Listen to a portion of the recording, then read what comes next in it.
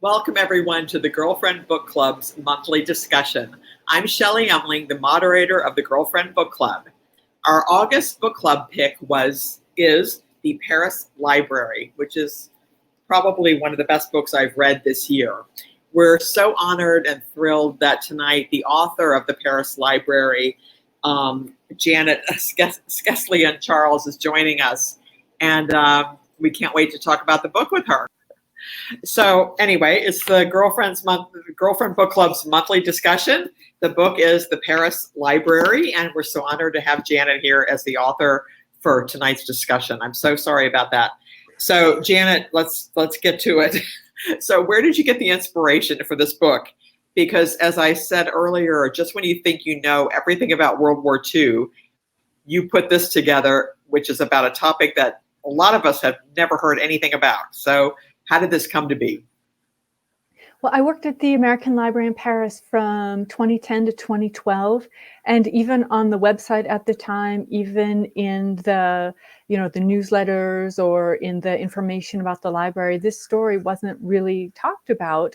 And my colleague, Simone Gallo, an Italian who has worked at the library since the Nixon administration, and my other colleague, Nida Kosha, got to talking because Nida was doing a display about librarians, and Simone, who has all the institutional knowledge but is extremely shy, started talking about Dorothy Reeder. And so I looked online, and on the American Library Association archives, I found her confidential report about the days before the occupation and then the days of the occupation. And it really spoke to me, and it just really stunned me that I had never heard of this story. At that time, I'd lived in Paris for over 10 years. I was a library volunteer. I worked at the library, and the information just wasn't out there.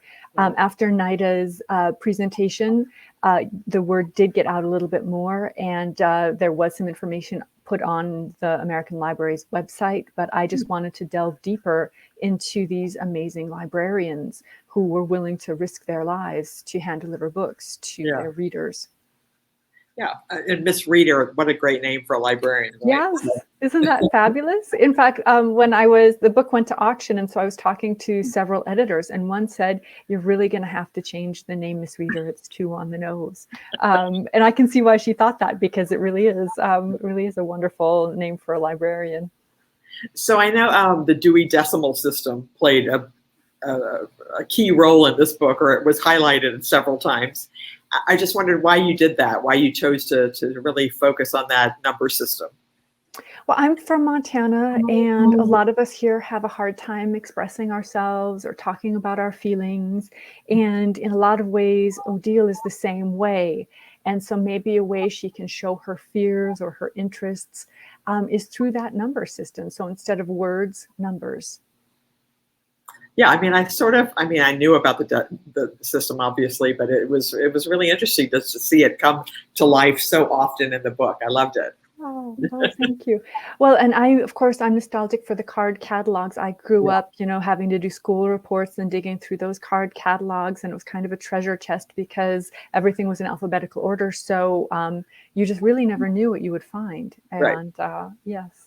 So what were the hardest scenes to write and the easiest scenes to write in this book?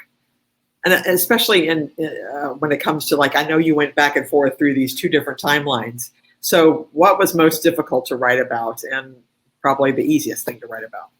I think the easiest scenes for me were the scenes in Montana in the 1980s, because I loved going back to that era, when you're a teenager and everything seems so vital and so important, and you're convinced your parents are just trying to ruin your life. Just those that are so important, the clothes or the perfume that are so important at the time, and the friendships. So it was really a pleasure for me to go back and really reflect on my teen years. And also the Cold War, because I think the Cold War really shaped me. I grew up, with, like a lot of us, our Russia was the enemy. There was this Iron Curtain that I longed to peek behind. There were the missile silos that were planted like potatoes along the Great Plains. There's one a couple miles from us here, and we just drive by it, just like it's a church or a stable or anything, not giving it much thought. Which now I think, oh my gosh, what were we thinking? Or did we just didn't really think about the nuclear warheads, in the ground right next to us. So those were just the easiest things because they were so immediate to me.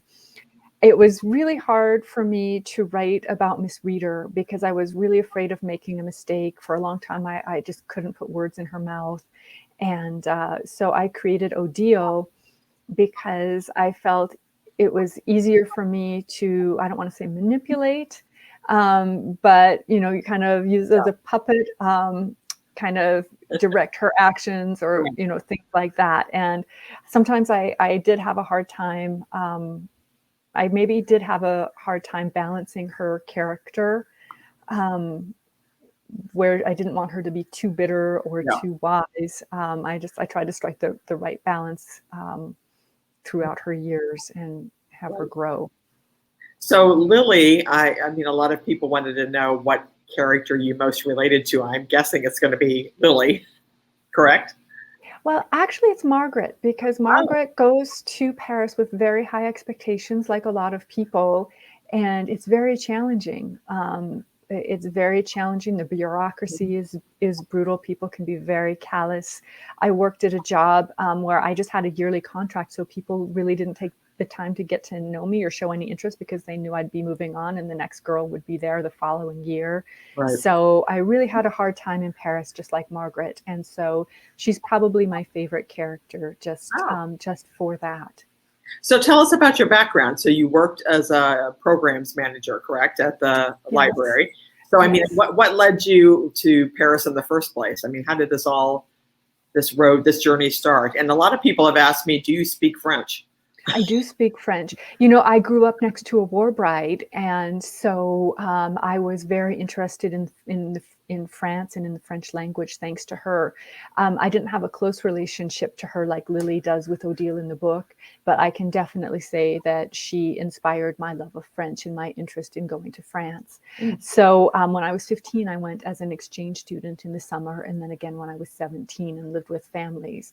And that's so really interesting. So from a small town in Montana, you went over as an exchange student. Yes. And then you don't really have a choice. If you're outside of Paris, not a lot of people at the time spoke English. So that really improved my French very quickly. So in 1998, I went to France for 1 year, like a lot of people do. And over 20 years later, I'm still there. But I went as a teaching assistant through the French government. They have a program for recent graduates who can work for the French government in a local high school or junior high and help out a little bit and draw a salary and get a working visa. Wow. So that's what took me there. Yes. That's really interesting. So you just mentioned Miss Reader. I mean, how many characters in the book are actually based on real people? I think all the librarians are based on real people, and so you have Miss Reader, you have Boris, who was a Russian and who started out as a page at the library and worked his way up to the head director. He really did get shot by the Gestapo. You have the Countess, who was one of the first trustees of the American Library in Paris in 1920, and who was the only trustee who remained in Paris during the war. The other trustees went back to the States. That's probably what I would have done. But the Countess had a daughter who died at the age of 18, and she's buried in Paris. And I think it was very important for the Countess to stay with her daughter in that way. So you grew up in Montana in a small town, just like Lily. So it must have been, what did people think about you going over to Paris as a teenager to do these programs? I mean, you must have kind of stood out in that community you grew up in. Well, there were 3 of us who went to to Paris that first year with a program called Nacelle, which I guess is a hot air balloon basket, Nacelle. So it was very nice to kind of be able to travel together. And then when I was 17, I went with a whole group. So I think I think at the time people were, interested in travel and interested in the outside world. So I think I read somewhere that you researched this book over many years, maybe 10 years. I mean, this is a laborious process. So, how did you go about your research? Well, I looked at the American Library Association archives, and so I just paid to have them scan everything and just send it to me. And then I just, it was a couple hundred pages, a lot of correspondence from Miss Reader, and that really helped get her voice. I went to the National Library in Paris and looked at the Paris edition of the New York Herald. So I saw the advertisements at the time, the concerns of the people. I loved reading through Library Journal and reading about librarians at the time. And I put a lot of details from, I think, Library Journal. There really was a book about women giving birth that did make a woman faint. People really couldn't remember how to the title, The Grapes of Wrath. They did call it the Gabe of Rape, or the Rape of Wrath. So all of those little details made it into the book. I read a lot of memoirs from women at the time, which was really inspiring. There was a gutsy American woman who was married to a Frenchman who was called up. And so she just followed him from mission to mission during that first beginning of the war, and wrote these wonderful letters. So it was really inspiring to see all of these women who stayed there and really did their part. So a lot of people are asking in the comments, did Odile eventually go back and visit Margaret or make contact? I mean, how do you envision that? I like to think so. I really like to think so. I like to think that maybe Lily is a bridge, and Lily went, and I like to think that Odile will go visit her, and that they'll track down Margaret. And I talked earlier to you about Paul privately, but so what do you envision happened to Paul and his life? Well, I think Paul really had the hardest time of it in the book because he didn't have anyone to confide in. He tried to confide in Odile a few times, and she just kind of bit his head off, saying, "My father," and so he was trying to do his best for her and trying to do his duty. I feel of all my characters, I think I have the most empathy for Paul, and I just kind of see him with a lot of regret, but still going to the library, still remaining on friendly terms with Bitsy, having a family. So I read a comment from you that said, we like to think we know how we will react in certain situations. We think I would never do that, or I'd never be like that, when in fact we simply cannot know. So why was that theme important to you in this book? Because it came across to me as well. Well, I do think that we're really quick to judge, quick to judge. And, you hear about someone going through a hard time. Oh, I wouldn't put up with that, or I would tell them off. But a lot of times in the moment, we're kind of shocked and we don't know what to do or what to say. And so I think it's really important to kind of step back from the situation and show a lot more empathy. Right. Yeah, and communication came across over and over again. Better communication between friends. Often we don't say what we really mean to people. I mean, I think that came across to me anyway, that that's something we experience even now. Like, we don't say exactly what we're thinking or really mean. Yes, we don't have it out. We will just unfriend people. Right. We'll be angry for 10 years. The other person will have no idea. And then we'll say, oh, that person's toxic, I'm unfriending them. Right. Or a family member. You don't talk to a family member for years. And it's like, why didn't you just get this out in the open from the get-go, Yeah, because it is hard. Communication is really hard, and it is a risk, especially there were a lot of people who were, say, well, you're the one with the problem, or I'm sorry, you have a problem. And so I think a lot of us fear that we won't be taken seriously. And that is really hard. So somebody's asking, let's see, I was very touched by your words in the author's note at the back of the book.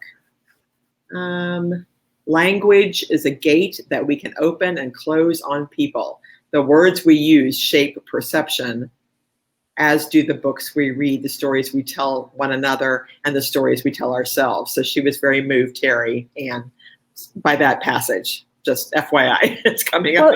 It's it's true. What we call people, whether we call them refugees or illegals, the words that we use really have an impact and really shape our thought, even if it's unconscious. And as I was finishing this book, we had kids in cages here. And that's really shocking. That's really shocking. And a lot of people can put distance behind, oh, they're illegal, or oh, their parents, they don't belong here, or it's their parents' fault. But we're all people. Right.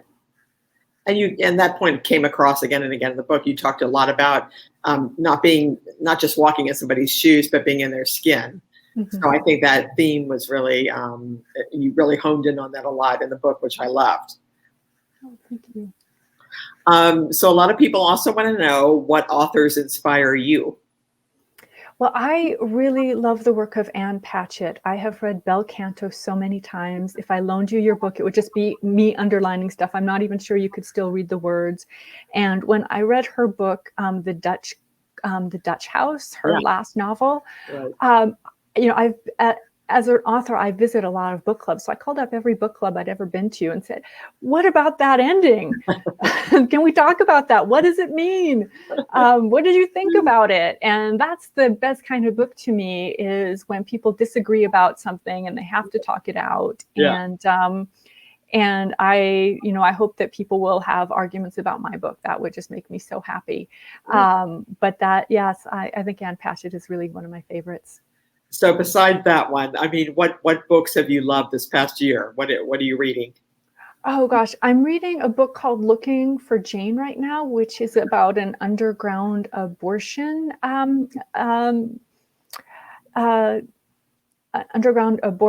clinics in Toronto, because I guess abortion was illegal in Canada until the 80s. And it's really a fascinating book. I just read The Last Dance at the Starlight Pier, which was about marathon dancing in the 1930s during the Depression. I knew nothing about it. And when I finished the book, I immediately Googled it because I needed to see photos. And to me, I love learning when I'm reading. And so books that teach me something or show me something that I've never seen before, I just find incredible. Well, that's why your book was so good too. Oh, well, thank you. So you divide your time between France and Montana, is that right? Yes. I'm usually I teach, so I usually have summers off, and I usually have some time off in the winter, so I'm able to visit my family. Yes, absolutely. So what's that like, going back and forth? Well, I don't really think of culture shock in terms of France and the US. It's more a big city, small town. But I guess because I've been doing it for so long, you just kind of slip back into your routine, and it just feels very normal. So I know you love France and you speak French. So what lessons could we take from the French people about living our lives here in America? For ecology, the sale or the use of plastic bags has been banned. So everybody takes their own bags to grocery stores and to stores, which I think is really interesting. And people at first in France were kind of upset about it, but they really got on board. And so I think just that kind of attention to recycling, which in Shelby, my small town, in the 70s, we had great recycling systems for glass and paper, and we don't anymore. And I think that's a real pity. I think French people have a snack at about 4 or 5, but we Americans kind of graze. I know I do. So I think having that pause to just take a break, a 5-10 minute break, step away from your computer and just focus on that moment or that pleasure. I think that's really nice. Things like that, I guess. But, they have a lot to learn from us too. Well, I was going to ask you that. What can they learn from us? A lot of times I find that the first answer is no. Right. No. And then I mentioned that in the book where, where Odile wanted a glass of red wine and the waiter's like, no, white would be so much better. Or just with the bureaucracy just kills me. And I just find that Americans always kind of find a way and are more maybe open and more positive. Yeah. And what about growing up in a small town in Montana? I think I read that you initially, like Lily and like I guess many people growing up in a small town would want to get out as soon as possible and never go back. But then you said you grew to appreciate, I think, your small town upbringing and your family there. And what could we learn from growing up in a small town? Well, I think we all take things for granted, and just the smell of this place, it smells so good. And when you smell in a city that smells like cat pee a lot of the time, you just appreciate the great outdoors a lot more. But growing up, you don't even think about it. Even like going like this, without whacking somebody on the sidewalk is a real gift. Just to have that space and the time to kind of think. I think that's really, really a gift. And I remember I gave lessons. I worked in a junior high, and then after school I gave lessons, and I can remember one boy he's like, I hate Paris. You can't rollerblade in Paris. So, everybody's on the sidewalk. What am I supposed to do? And I just was really shocked because, when I was a teenager, I was like, oh, Paris, oh la la. So yes, I guess everybody wants something they don't have. Right. So besides the American Library, do you have other favorite libraries around the world or in the United States? Because I know you're a big proponent of supporting libraries as I am, and we are, and librarians. So do you have other favorite libraries that you like to frequent or recommend to other people that you've visited? I love the Shelby Library, the Toole County Library here in Shelby. It has a great arrowhead collection, which has been there since forever. Recently, they have exhibits of prisoners. There's a prison just outside of town, and I love that in a small way these prisoners can be a part of the community through the library. So I think that's really wonderful to include them, or they know that a part of themselves is out, and maybe the most beautiful part of themselves is out.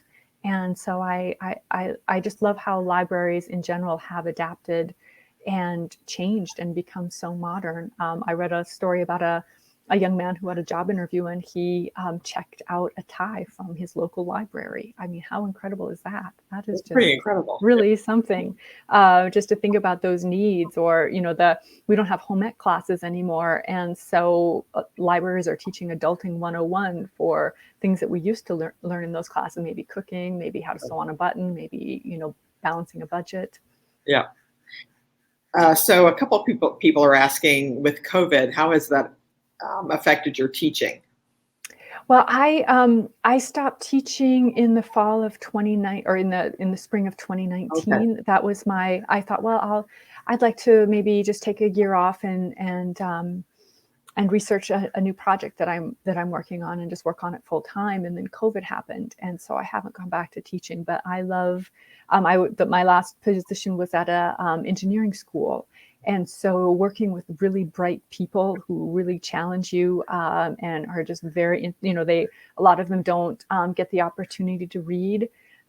So when you're in class with them, they are just dying for anything to read or to do anything creative, because everything they're doing is so technical and so rigorous. Just to have them just enjoy and just to maybe relax mentally and use their creativity is really fabulous. So, of course, I'm going to ask you what you're working on now, but I'm not sure you'll tell us. I brought it up, and then I'm going to say I don't like to talk about it. I'm sorry about that. That's not really fair. But you're working on something. Yes, yes, absolutely. So a lot of people probably don't know that you wrote an earlier book, Moonlight in Odessa. I think it was published in 2009. Is that right? Yes. Yeah. So can you, people that have read Paris Library are going to be like, can we read this other book? I want to get this other book. What's this about, the Moonlight in Odessa? Well, I guess what I'm really good at is taking minimum wage jobs and turning them into novels. And so I worked in Odessa, Ukraine for 2 years. I worked at a local school. I earned $25 a month teaching full time. And my coworker, who was just this wonderful, bright lady, just was really struggling, and she started moonlighting at a matrimonial agency, translating letters. And so her colleagues kept on saying, well, why don't you write a letter, or why don't you do this and put on some lipstick and make an effort with yourself? You're not getting any younger. Those eggs, they're going to rot. So she and another close friend of mine married total strangers to escape the poverty of Ukraine. And I just wanted to write about their bravery and their courage. Growing up, I loved I just thought my war bride neighbor was so courageous to leave behind her friends and her family, her language. And now I think that's crazy. At the time, I thought it was romantic. And it's the same, in Montana, we had a tradition of mail order brides, and now we still have that tradition, but it's email order brides. And so my book is the booming business of email order brides and the misunderstandings. Even if people, even if the bride and groom have the best of intentions, it's very hard, when you don't speak the same language, when you don't have the same expectations. And so the book is a little bit about that. Right. So Moonlight in Odessa, the other book, you should get that too. Just two more questions. I'm just curious, who could you see playing Odile and Lily in a movie version of this book? Oh my gosh, I just think that Emma Stone is so wonderful. I just love her to bits. And for a younger Lily, I don't really know, because I have, the movie theaters have been closed for so long. I haven't seen any really recent movies, so I can't really say for the younger. Yeah. Do you have any ideas for a younger Lily? I don't. I'm sure our readers do. I hope so. Yes, I'm just blanking. Yes. And then finally, I ask this to every guest, because The Girlfriend is all about female friendship. And so with your friends, what do you like to do for fun? When you're not home reading and writing and doing what you do, what do you and your girlfriends like to do? Well, I think we just like to visit. We either go out for coffee or maybe share a bottle of champagne. And I spend a lot of time at the Red Wheel bookstore in Paris, which is our favorite literary haunt. And I think just visiting. I'm really inspired by my mom and her friends. She's had friends, for her entire adult life, and that's really inspiring to see. And I hope I'm lucky enough to have friends like that throughout my whole life. Yeah. So before we sign off, so one book, if somebody was going to read something besides your two books, is there just one book that everybody should read right now? Like, go out and grab. Oh gosh. Well, I would say I love Their Eyes Are Watching God. Okay. And that's the kind of book where you read it as a romance when you're 20, you read it as a friendship book when you're 30, and when you're 40, you read it as maybe social commentary. So it's a book that stays the same, but you change, and it's really exciting to see how you change. So definitely Their Eyes Are Watching God by Zora Neale Hurston. Okay. Great. So thank you so much, Janet, for being with us tonight. Thank you, Shelley. Thank you, Shelley. And thank you, Mary. You helped us with technology. And yeah, I'm sorry about that. And again, the Girlfriend Book Club, about 33,000 members, and they chose the Paris Library overwhelmingly in August. I'm so delighted. Yes, thank you. It's such an honor to be chosen. Book. Yeah, it's such a great book. So thank you guys. And also all you book club members, please stay on the book club Facebook page, because right now I'm going to be posting about 6 or 7 conversation starters so that you guys can all talk about the book amongst yourselves. So thank you guys. And thank you so much, Janet. It was so great talking to you. And I so enjoyed your book. So good luck. We can't wait to see what you do next. Thank you so much. And thank you for the kind invitation. Thank you to everyone for choosing the book. I hope you enjoyed our conversation. Thank you, guys. Good night.